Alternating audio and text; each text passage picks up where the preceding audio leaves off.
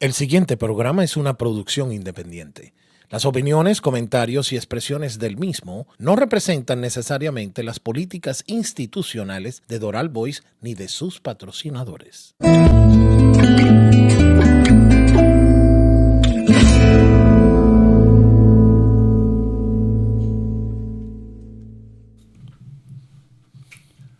Muy buenas tardes a todos ustedes. Estamos aquí presentes en el programa Pablo Medina Presenta, como siempre, acompañado del poeta nicaragüense y universal, porque también es conocido mundialmente, Ariel Montoya. Bueno, en el día de hoy queríamos iniciar a toda esta gran audiencia de Dollar Voice y del programa algunos hechos que llaman la atención y merecen una reflexión, porque el senador Marcos Rubio se tomó la molestia o el compromiso de dirigir una carta al fiscal de los Estados Unidos, a objeto de que ordenara el fiscal, porque hay compromisos, hay acuerdos, hay documentos firmados que obligan a la Interpol, que es una policía internacional, a detener a cualquier funcionario de cualquier gobierno que haya cometido delitos. Y en este caso, el senador Marcos Rubio apeló al fiscal porque aquí en Estados Unidos el Departamento de Justicia de esta gran nación ordenó la detención de Nicolás Maduro en cualquier lugar e incluso le colocaron precio a la cabeza, a la detención, vivo o muerto Nicolás Maduro, por un precio de $15 millones. Incluso el de Diosdado Cabello son 10 millones. El ministro, que es ministro de la Defensa del cártel de Miraflores, el ministro de la Defensa, Padrino López, 10 millones. Y así hay una tabla. Son creo que como 15 funcionarios de Venezuela que tienen orden de detención. En este caso, el fiscal ha debido actuar con estas condiciones, con estas decisiones que se han tomado y dirigirse a la Interpol para que detenga a Nicolás Maduro, que llegó a Turquía y hace 2 o 3 días estuvo, creo que, no sé si en Egipto, montado en un camello. Y Cilia Flores, su esposa, montada en una camella. Entonces andaba el camello de Nicolás Maduro y la camella de Cilia Flores allá en el desierto. Bueno, esto de no idea de la seguridad que tiene él, no sé por qué razón, para realmente andar libre, y demuestra que hay un problema grave a nivel internacional. Y bueno, mientras tanto, el gobierno de Estados Unidos, preocupado porque a Guaidó, en un bar en el estado portuguesa, llegó un grupo de chavistas y lo irrespetaron, le dieron unos empujones, que no merece, porque nadie puede ser tratado de esa manera. Pero el gobierno de Biden, que debería aplicar estas medidas, así como hizo con Alex Saab, que lo trajo de allá de aquella isla famosa y lo trajo orden de detención de un tribunal. Bueno, ¿por qué no hace lo mismo con Nicolás Maduro? Ese es el primer comentario que queremos hacer en el programa Pablo Medina Presenta, acompañado del poeta, escritor, hombre de la resistencia nicaragüense, Ariel Montoya. Gracias, Pablo. Creo que lo que estás diciendo, ¿sabes por qué lo hace Maduro? Para burlarse de Estados Unidos. Si él sabe que hay un precio por su cabeza, ¿cómo va a moverse a otros países turísticamente? Eso es que se sube a un camello, él y la esposa. O sea, ellos están burlándose de Estados Unidos, del imperio, como ellos dicen, ¿verdad? Lamentablemente, como bien me decía una vez Pedro Corso, Estados Unidos es un país de países. ¿verdad? Y eso permite libertinaje, no libertad. Eso permite que estos tiranos, estos dictadores, vengan a Estados Unidos entrando como Juan por su casa. Eso no debería ser así. Yo recuerdo que una vez, y no estoy atacando a CNN, yo hace como 3 años vi un foro en CNN y dice, aquí están un representante del Partido Demócrata, un representante del Partido Republicano, un político independiente, analista, y la representante del chavismo en Estados Unidos. Entonces yo me quedé medio loco y perplejo. ¿Qué es esto? Dije yo. Pero es decir, no debería ser permitido por los antecedentes del crimen organizado al que está vinculado el chavismo, que en un país como este se les permita libremente a estas personas actuar. Es decir, es un abuso, ¿verdad? Es una actitud bastante cínica, bastante ofensiva, porque claro está de que ellos tienen un odio no contra el sistema, porque les encanta. Ya ves que en tu libro se contempló la posibilidad de que Hugo Chávez se tratase aquí en Estados Unidos y fue rechazado por su verdugo, finalmente. Mal paga el diablo a quien bien sirve. Fidel Castro, ¿verdad? Entonces, y si Maduro tuviera visa, vendrían a comprar ropa los fines de semana con la familia. Claro. La familia de Hugo Chávez, entiendo que vive en Nueva York, pues una hija. Es decir, aquí se permiten esos abusos, pero no existiría, no debería existir tanta arbitrariedad y tanto libertinaje, no por sañas personales, sino por el daño que han infligido estos sistemas, en este caso Venezuela, a ese pobre pueblo que se desangra, que se muere de hambre, que abandona el país a como puede diariamente, igual que Nicaragua, igual que Cuba, ¿verdad?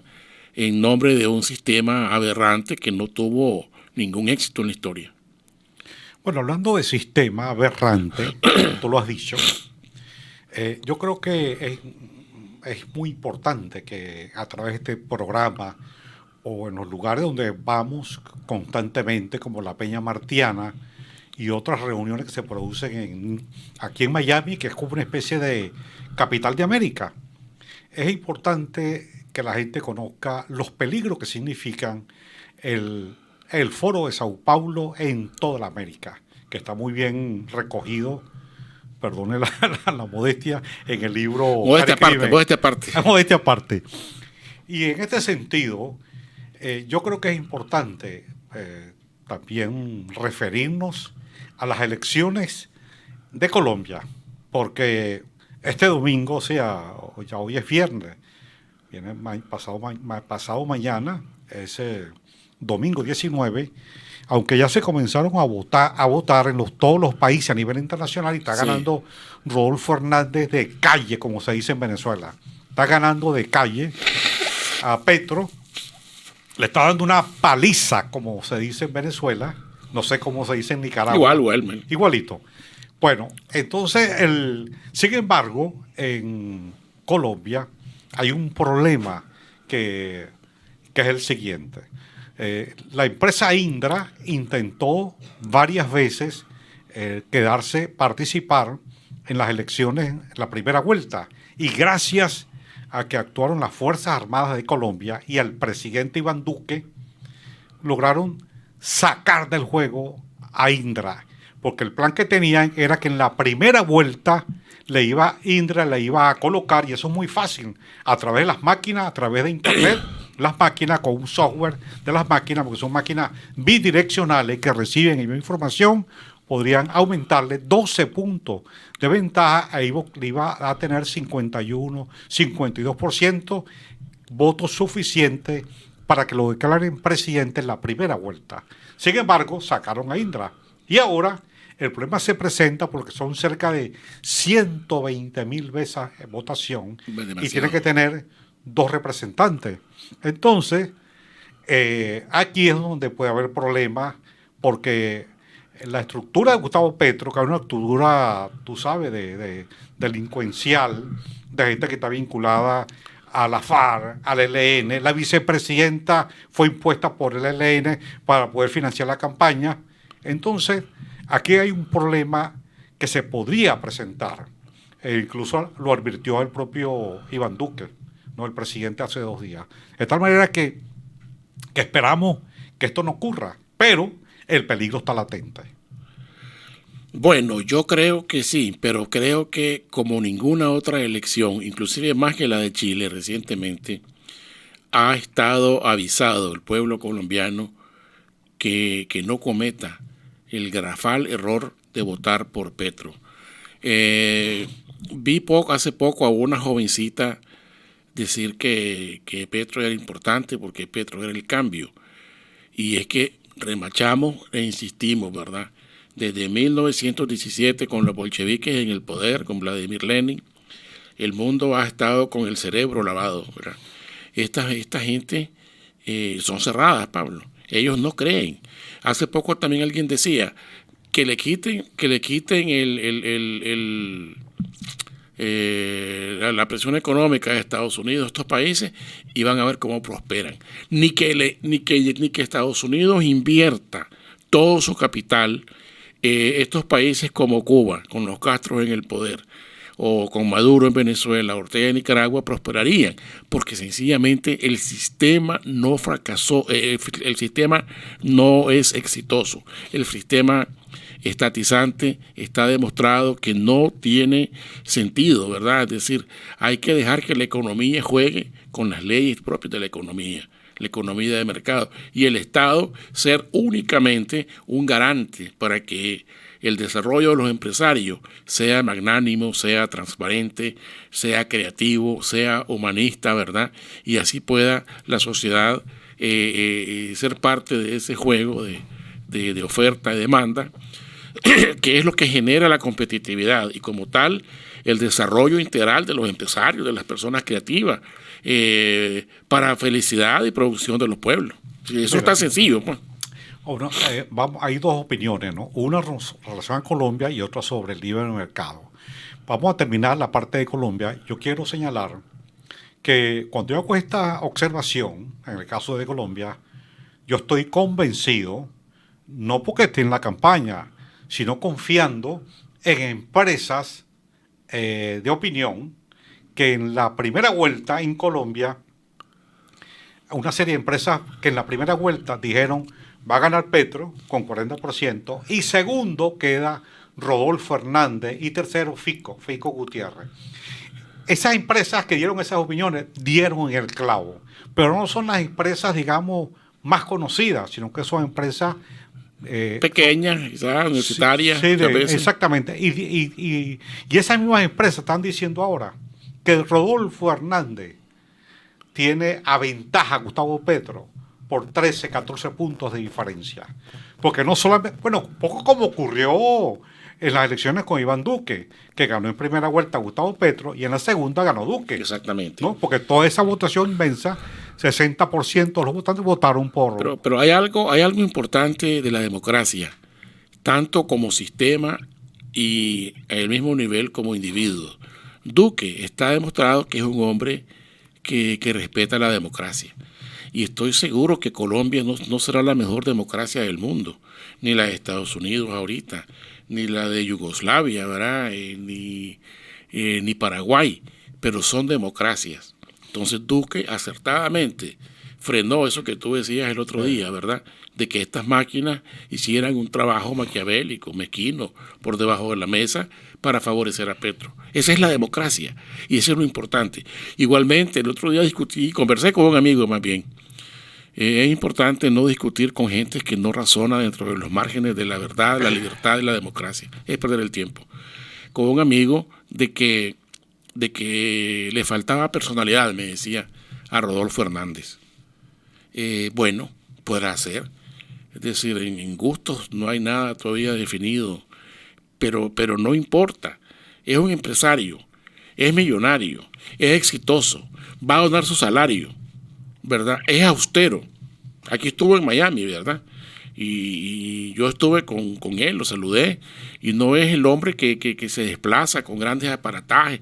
Obviamente anda con seguridad y todo, porque a él lo han intentado matar y le han mandado amenazas, ¿verdad? Pero es un hombre que se enchufa con la gente directamente. Inclusive, hasta lo veo como que está trayendo a la moda la marca de camisas Chimí Lacoste, porque solo Lacoste usa. Entonces, es un hombre, digamos, viejo, ¿verdad? Mayor de edad, pero que se viste juvenilmente. Entonces está cambiando también la moda que imponen los políticos. Sí. ¿Ya? Pero Petro... Pero con toda seguridad, Rodolfo Hernández hará un gobierno mucho mejor que el que hará Petro. ¿Cómo? Porque el gobierno Petro va a hacer la destrucción de Colombia. No, pero si la otra vez ya le preguntaron que qué pensaba él de Venezuela, dice él, ¿para qué de Venezuela? Si ya Colombia está como Venezuela, ¿cómo va a decir eso? No, es imposible. O sea, pero ¿qué cabeza cabe, verdad? Ahora, está el punto que también te tocaste, el del mercado. El mercado libre, pues la competencia, la oferta y la demanda.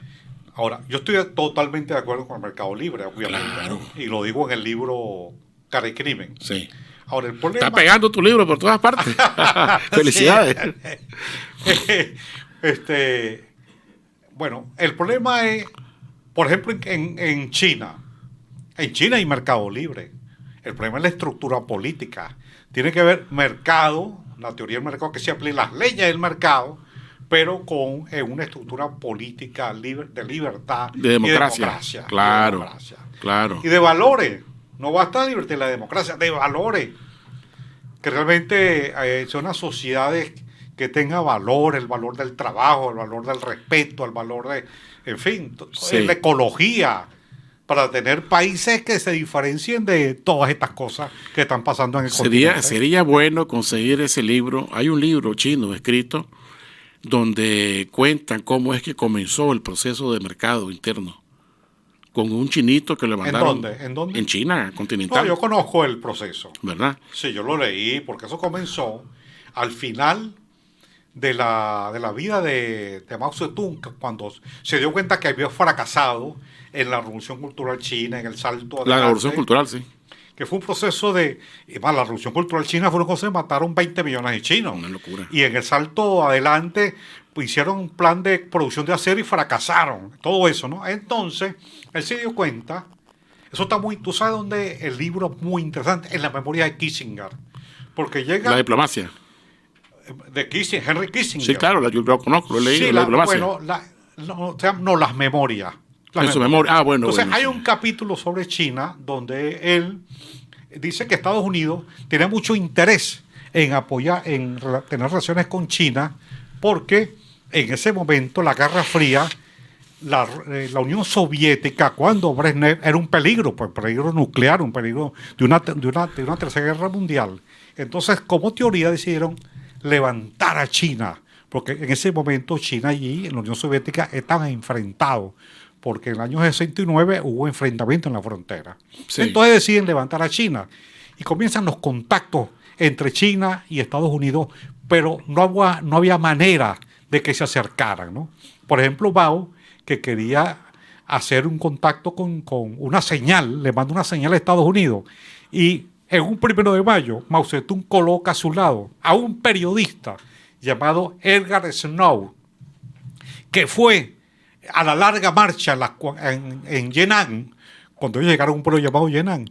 Y entonces ahí, Edgar Snow fue allá, un periodista americano, y lo entrevista y publica un libro que se llama La Estrella Ascendente. Y se fueron dando muchas señales, ¿no? Sí. Finalmente terminaron en aquella cosa que se llama la diplomacia de ping-pong, y ahí se entrevista Nixon con Mao, ¿no? Y entonces comienza el deslave, la cosa, la apertura, y después viene Deng Xiaoping, y bueno, y cuando muere Mao, Deng Xiaoping continúa hasta llegar a toda esta etapa, ¿no? De apertura económica, a punto que hoy, como está China como un gigante, sí, que está compitiendo de tú a tú con Estados Unidos y algunas cosas lo supera incluso. Un peligro. Pero yo creo que Estados Unidos no midió bien las consecuencias a través del tiempo. Y muchas empresas norteamericanas se fueron a China sin estudiar bien ese fenómeno, sin conocer lo que significa China, que son gobiernos despiadados que no conocen la piedad. Hay esclavitud terrible en China. ¿Ah? Hay esclavitud. Claro. No, y esclavitud Y los magnates viven mejor es que una los dictadura. millonarios en el capitalismo. Sí, vale. Sí. A mí no me gusta para nada. Yo que conozco más o menos China bastante Sí. y su historia, me doy cuenta que es un peligro cuando Estados Unidos se abre de esa manera, con esa apertura con Kissinger. Se estaba cavando Estados Unidos su propia tumba. En esa reunión es cuando le pregunta Mao a Nixon que por qué siendo gordo, bueno, no era tan gordo, tenía tantas admiradoras. Y es cuando él le dice que el mejor afrodisíaco es el poder. Sí, sí. Y hay una foto famosísima de donde está Nixon, Richard Nixon, y Mao sonriendo, ¿no? Y entonces, después el propio Zhou Enlai, que era el primer premier que se reunió con Kissinger, tenían tan gran grado de confianza que Kissinger le mostraba los documentos secretos que llevaba a Zhou Enlai, que era el premier. Y entonces él cuenta que esa sonrisa se debe a que Mao le dice a Nixon, quien no debe estar muy contento con esta reunión es Chiang Kai-shek en Formosa. Y sueltan la risa los dos, que no están muy contentos. Estaba Claro. vivo Chiang Kai-shek Formosa, que es hoy Taiwán. Que es el creador de Taiwán. Prácticamente El fundador. Y prácticamente el gobierno de Nixon le entregó. Prácticamente. Y la tiene aniquilada, ¿cómo se llama? El Partido Comunista Chino, pues. Sí. Pero creo que se va a mantener porque también ese es un origen de una guerra. Esa intromisión de China a Taiwán. Que están las condiciones, estamos en el preámbulo de una tercera guerra mundial. Sí, sí, sí. Todavía está vivo Kissinger. Sí, está vivo. Y yo creo que sería bueno preguntarle. Donald Trump entre los asesores que tenía el Departamento de Estado lo sacó a él, a una y a Madeleine Albright, Albert, sí. a los dos. Sí. Tenía que ver que yo creo que Estados Unidos se le fue las manos con China, mano. Estamos pagando esa Por consecuencia. eso te digo, habría que ver si Kissinger se irá a la tumba pensando que hizo lo correcto o no. Yo creo que debe tener muchos negocios allá para él. Desde el punto de vista personal hizo lo correcto. Pero es que es un imperio también. Claro. China. Es que allá lo quieren porque van de tú, pues. Todavía quedan pobres, sí. Todavía queda gente No, sí, cómo no, que vive en condiciones cómo no. todavía infrahumanas. Claro, tú puedes decir como que son 400 millones de pobres. Todavía, algo así. sí. Pero sacó de la pobreza ciertamente a una cantidad, pero el peligro es la humanidad. La humanidad. Fíjate tú que en América, China está presente en todos lados. Su empresa, Huawei, está en Colombia y en muchas partes. Compite del continente. con Apple y con la Samsung. No. Y te digo, va a construir un nuevo canal en Centroamérica. Un Sí, canal, sí, los sí. chinos. Pero bueno, yo creo que y no es que nos saltemos de un tema a otro, estamos con Colombia, tocaste el Bueno. tema de Marco Rubio, pero es que todo va a lo mismo, ¿verdad? Va a lo mismo. El peligro latente que vive el mundo actualmente Sí. de cara a una nueva ofensiva del comunismo. Bueno, pero ¿por qué no pasamos al tema concreto, muy concreto, que de aquí de Miami, como es la campaña electoral? Pues para no hablemos ya de guerra ni de tambores de guerra, sino de la campaña. Bueno, yo Con estoy... Sofía Lacayo. Sí, y estoy con recibiendo Sofía. ahorita, mira, la portada de la revista Doral, Ajá, que está con Sofía en portada, ¿verdad? sí. Y estoy viendo que habla sobre su trayectoria política, un buen montaje de fotos, como es el periodismo moderno, ¿verdad? Más imágenes y texto más breve. Esa es parte de la esencia de la nueva prensa. Y esta mujer está reunida con toda la fauna política republicana, demócrata, empresarial, edilicia. Porque vamos a la fauna política. Porque así se dice, la fauna Se política. dice, Sí, pero- sí, pero no es ofensivo el término. No es ofensivo. Pero es asombroso, y no estoy mintiendo. No, mira, man. No estoy mintiendo. ¿Quiénes están ahí, por ejemplo? Está con María Elvira Salazar, está con... Que es la diputada, la representante, pues. Con Anet Tadeo, está con Marco Rubio, Que es senador de el senador, Florida. está con DeSantis, Ray Scott. Ray Entonces, Scott, está con... sí, aquí está Ray Scott, mira, ahí está, ¿ves? ¿no? Ajá. ¿Ve? está con él. Aquí ¿El está gobernador? Aquí está Marco Rubio. Ajá. Aquí está el gobernador. Está con, bueno, y aquí está con María Elvira. Ajá. Aquí está con la excongresista Ahí se le está viendo ahí. Ileana Ross. Esta es tu cámara. Sí, está con Ileana Ross, ¿verdad? Ella es... Está con Ron DeSantis, ¿verdad? Aquí está con el congresista Díaz Balar. Bueno, está con infinidad de personas, ¿verdad? Personalidades del mundo político. Creo yo, y no estoy haciéndole publicidad a ella, que en cierta forma está creando ya el indicio de una leyenda, Sofía, porque la campaña que ella ha hecho prácticamente es una campaña que, al igual que las pasadas elecciones, ella ganó con una distancia abrumadora sobre su contendiente. Ganó más votos que el alcalde. Eso fue en Sweetwater. En Sweetwater. En Sweetwater. Y creo que se está repitiendo. Como comisionada de Sweetwater. Sí, creo que se está repitiendo el esquema político. Es decir, ella está actuando científicamente. Tiene una estrategia de campaña, un equipo que la asesora, gente que está en las calles, gente que va a pegar afiches, su comisión de finanzas, ¿verdad? Su comisión profesional que le está preparando su plan de gobierno cuando sea comisionada. Esa es la política. Es decir, la política no es cuentos de fantasía, pues, o relatos criollos, pues, de nuestros pueblos. ¿Ves? En Nicaragua decimos, no es Pancho Madrigal, ¿verdad? Un cuento popular, pero son anécdotas, pues son cuentos. La política no. Y entonces, creo yo que muchas de estas autoridades actuales, como han estado en el cargo, como están repitiendo, como han sido reelectas, creen que por sécula secloren van a seguir en esos cargos por toda la vida. Y de repente están llegando estas figuras como Sofía Lacayo, que están revirtiendo ese orden y que inclusive los van a obligar a ellos, ¿verdad?, a ser más reactivos, más proactivos en sus campañas. Pero ya ella corrió, ya ella avanzó.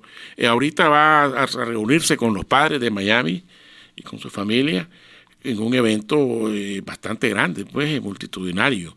Igualmente lo hizo con las madres en su día, ¿verdad? Y está llevando una agenda corporativa y a la vez... Y después vendrán los hijos. Y el día de los hijos. Y con una agenda corporativa, por un lado, ¿verdad? Con estos eventos masivos, grandes, y por otro lado, los encuentros cara a cara con las personas de la tercera edad, con la señora de Jayalía que estuvo reunida, con ancianos, ¿verdad? ¿En qué eventos has estado tú? He estado como en unos 10, 15 eventos, porque de repente voy a una actividad cuando tengo tiempo, ¿verdad? Pero ella a las 2 horas ya está en otro acto, ¿verdad? Y yo veo que ella también está soltándose a hablar, a dar su discurso ya sin una agenda en la mano, pues. Y eso se logra, ¿verdad?, con la práctica cotidiana, ¿no?